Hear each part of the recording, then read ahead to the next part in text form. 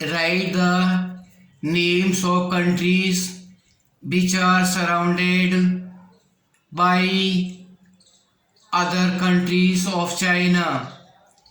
Write the names of countries which are surrounding China. Write the names of countries which are surrounded Kazakhstan, and write the names of countries which are surrounded Saudi Arabia.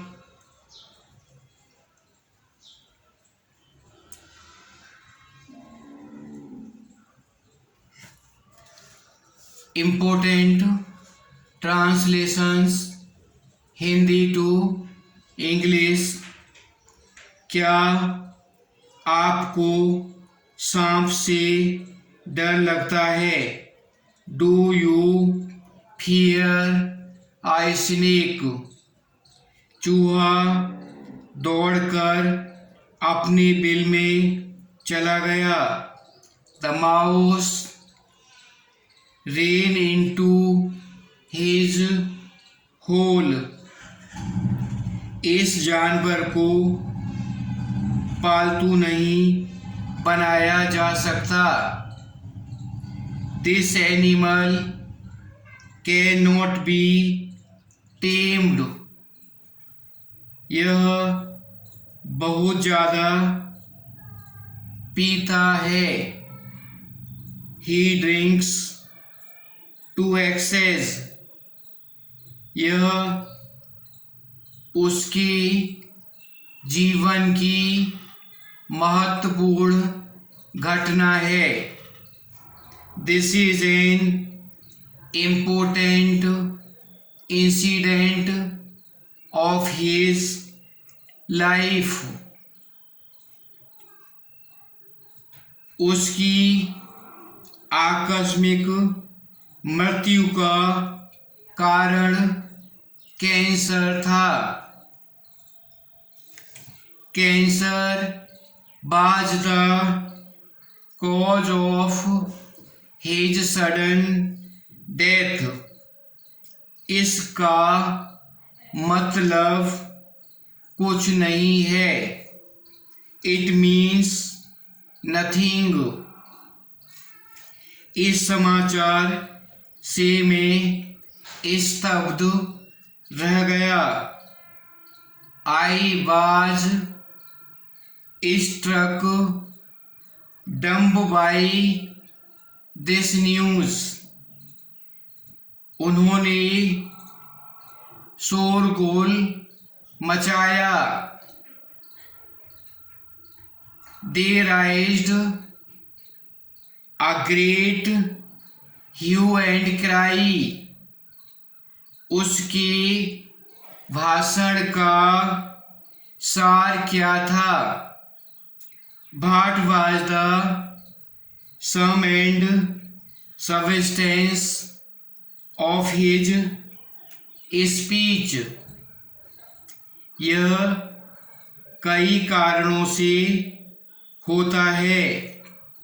It rises from a variety of causes.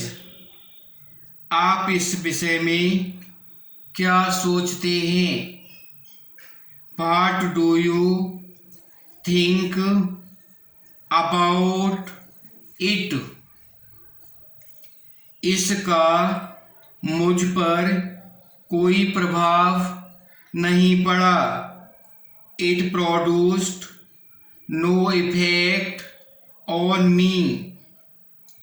जान माल की क्षति नहीं हुई। There was no loss of life. वहाँ बड़ी भीड़ इकट्ठी हो गई थी। A large crowd was gathered there. मैंने संतोष की सांस ली। I heaved a sigh of relief. मैं देर तक सोता रहा। I had been long in bed. बुरी संगति में मत रहो। Do not keep a bad company. उसने सब कुछ खो दिया। He lost his all. थोड़ी देर और रुको। Wait a little longer. अब इसका प्रयोग नहीं होता। It is no longer in use. जैसे को तैसा करो। Give tit for tat. शोरगुल ने मुझे जगाए रखा। The noise kept me awake. बाईं ओर चलो। Keep to left. वहाँ जाना बेकार है। It is useless to go there. यह निराशाजनक है। This is disappointing. मैंने उसे एक कुर्सी दी। I offered him a chair. शांत रहो। Keep quiet. इसे जाने दो। Let it go. इसे होने दो। Let it be done. देर हो रही है। It is getting late. सुबह हो रही है। The day is breaking. अंधेरा हो रहा है। It is getting dark. हिमपात हो रहा है। It is snowing. बादल गरज रहा है। The cloud is thundering. सूर्य दिखाई नहीं पड़ता। The sun is not visible. उसने मुझे खाने पर बुलाया। He invited me to dinner. धन के लिए मत जियो। Do not live for riches. उसने अपने माँ बाप की देखभाल करो। Look after your parents. उसने मेरे प्रस्ताव का विरोध किया। He objected to my proposal. मैं आपसे मदद का आश्वासन देता हूँ। I assure you of my help. वह गणित में निपुण है। He is well versed in mathematics. मैंने अपने वचन का पालन किया। I abided by my promise. हमें अपने वचन का पालन करना चाहिए। We must abide by our promise. कुत्ते से सावधान रहो। बीवेयर ऑफ डॉग्स, उसमें सामान्य ज्ञान का अभाव है। He is devoid of common sense, वह संगीत का प्रेमी है। He is fond of music, कोई फैसला नहीं हुआ है। No decision has been taken, उसको मुझसे दुश्मनी है। He has enmity with me, क्या आप सच्चाई का अंदाजा लगा सकते हैं? Can you guess of the truth, भोजन प्रचुर है। फूड इज एबंडेंट, क्षति की पूर्ति करो। पे कंपेसेशन फॉर द लॉस, पढ़ाई पर ध्यान दो। पे अटेंशन टू स्टडी, आपने मुझे इंतजार कराया। यू केप्ट मी वेटिंग, इस कमरे से शीघ्र चले जाओ। Leave the room at once, मैं अच्छे समाचार की आशा करता हूँ। I expect of good news, काश मैं बच्चा होता। Would that I were child, उसका स्वास्थ्य खराब है। His health is, he is in ill health. Lands escape of the soul, paragraph first, a wonderful old tale seen again in this world। चित्रकार यूं दाऊ जी, जो 8वीं शताब्दी में रहता था, उसके विषय में एक अद्भुत कथा सुनने में आती है।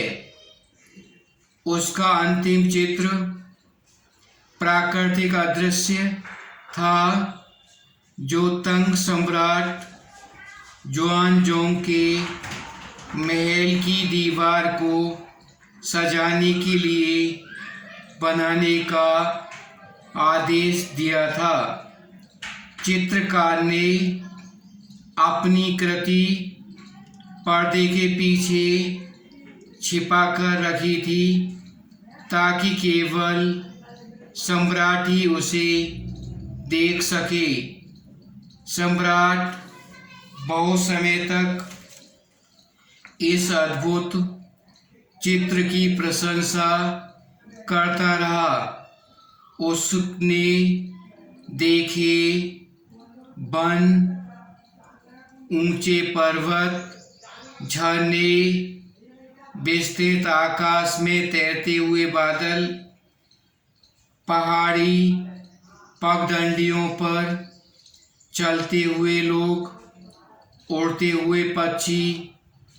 देखिए महाराज, चित्रकार बोला, पहाड़ के दामन में, इस गुफा में शब्दों में वर्णन नहीं किया जा सकता। मैं आपको रास्ता दिखाता हूँ। चित्रकार गुफा में चला गया, लेकिन द्वार उसके पीछे बंद हो गया और उससे पहले कि दंग रहकर सम्राट कुछ कहता या हिलता, चित्र दीवार पर से लुप्त हो गया। यूं दाऊ जी के ब्रुश का कोई निशान शेष न रहा। वह कलाकार इस संसार में फिर कभी भी दिखाई नहीं दिया। Second paragraph, such stories western painting, ऐसी कहानियों की प्राचीन चीनी शिक्षा की भूमिका महत्वपूर्ण थी।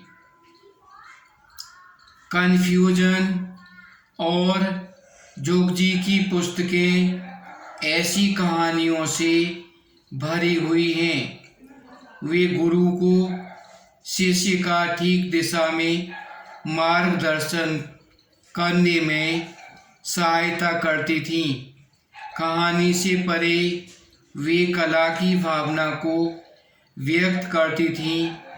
इस कहानी की तुलना में करें अथवा एक अन्य प्रसिद्ध कहानी की जो ऐसे चित्रकार के विषय में है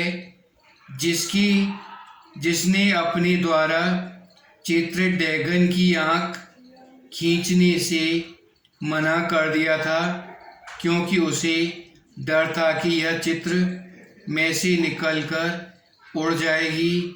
मेरे देश फ्लेंडर्स की एक पुरानी कहानी के साथ, जिसे मैं पाश्चात्य चरित्र कला का प्रतीक मानता हूँ। Paragraph 3, in 13th century dash dash in Asia. 15वीं शताब्दी एंटवर्प में क्विंटर मैटसिस नामक उत्कृष्ट त्योहार एक चित्रकार की बेटी से प्यार करने लगा।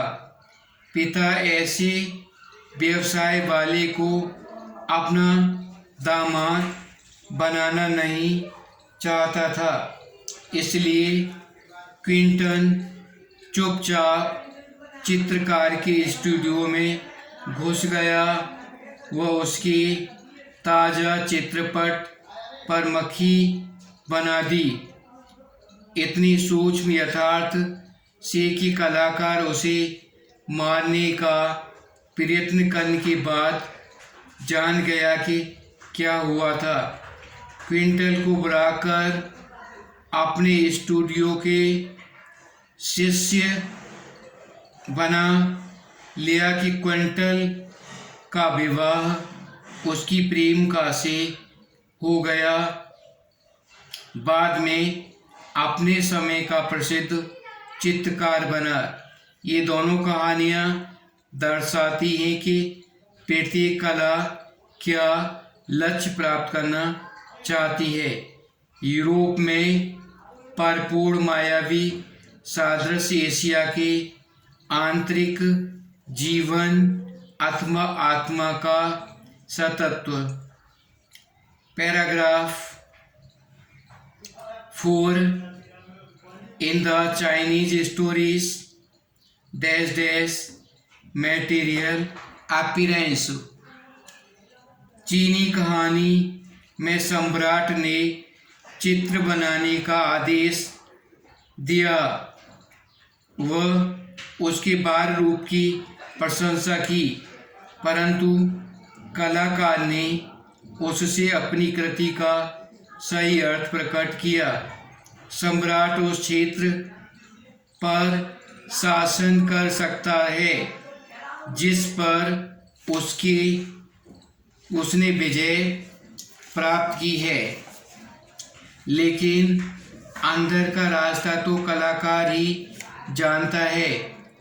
दाव के शब्द let me show the way में वे शब्द का अर्थ रास्ता भी है और तरीका भी, ब्रह्मांड के रहस्य भी। चित्र लुप्त हो गया, लेकिन चित्रकार ने अपना लक्ष्य पूरा कर लिया, जो भौतिक प्रतीति से अलग है। 5 paragraph, a classical Chinese conceptual space. पश्चिमी प्रतीकात्मक चित्रों की तरह शास्त्रीय चीनी भूदृश्य चित्र का अभिप्राय वास्तविक दृश्य का चित्रण करना नहीं है।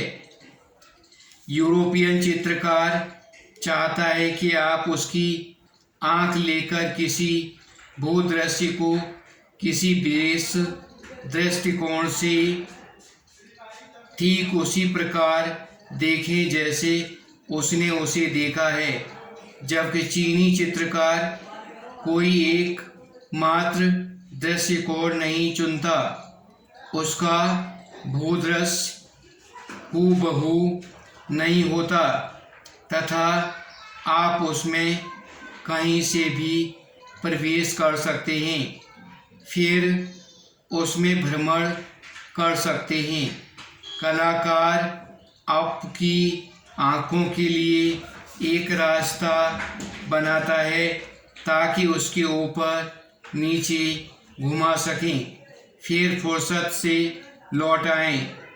यह 36 चीरक के विषय में और भी सत्य है, जिसने चित्र में एक भाग के खोलने का कार्य फिर इसे लपेटकर दूसरे भाग में जाने से समय का आयाम जुड़ जाता है। ऐसा अन्य किसी प्रकार के चित्रों में दिखने को नहीं मिलता। इससे दृष्टा की भागीदारी भी आवश्यक है, जो यह निर्णय लेता है वह चित्र में किस गति से भ्रमण करेगा। यह भागीदारी शारीरिक भी है, मानसिक भी। चीनी चित्रकार यह नहीं चाहता कि आप उसकी आँखों से देखें, यह वह चाहता है कि आप उसके मन में प्रवेश करें, भूदृश्य आंतरिक व आध्यात्मिक व वैचारिक क्षेत्र में। 6th paragraph. This concept is expressed dash dash in Chinese landscape. यह विचार संसुई के रूप में व्यक्त किया गया है, जिसका शाब्दिक अर्थ पर्वत पानी से है, जिसे एक साथ प्रयोग करके भूदृश्य का द्योतक बन जाता है। किसी चित्र के 2 से अधिक तत्व हैं। ये 2 पूरक ध्रुव के प्रतीक होते हैं, जो दाओ और विश्व की कल्पना को दर्शाते हैं। पर्वत यंग है, जो लंबवत आकाश की ओर जाता है, धूप में स्थिर, गर्म व शुष्क रहता है, जबकि जल ईन है और जो क्षैतिज व धरती पर लेटी है। द्रव नम व ठंडी है। बिन जो ग्रहणशील विश्व ऊर्जा का नारी जातीय पहलू है, वह उसका प्रतिरूप यंग। इसकी पारस्परिक क्रिया होती है। इसकी तुलना योग में प्राणायाम से की जा सकती है।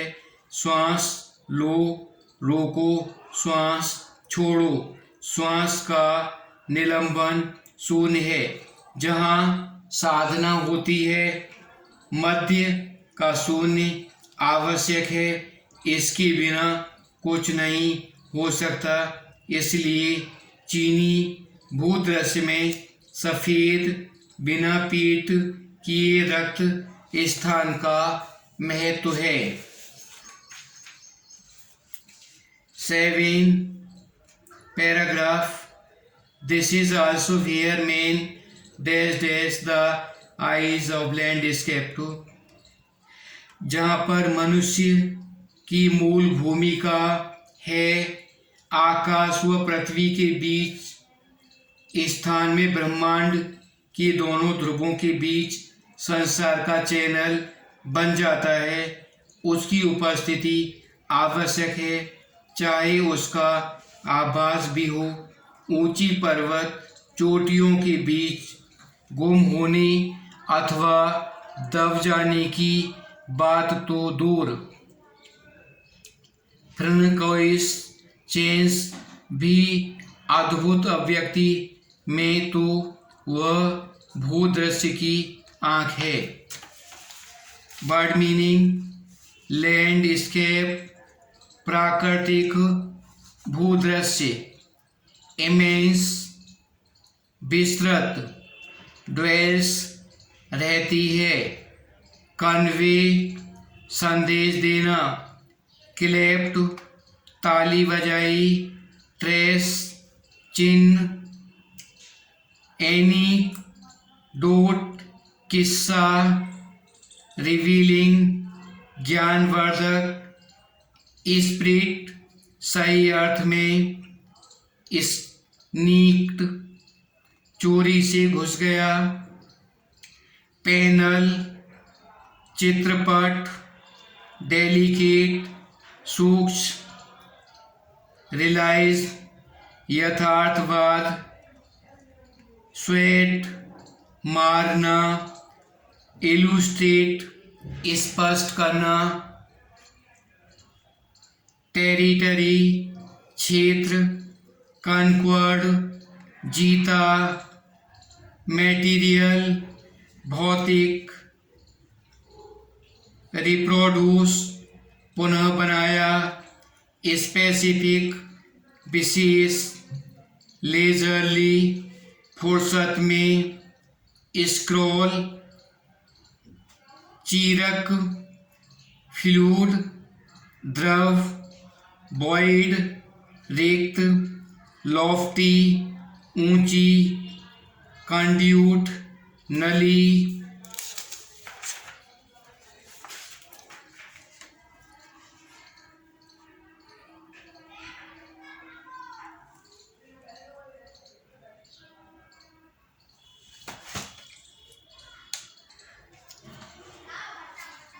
contrast the Chinese views of art with European view with example, explain concept of संस्वी।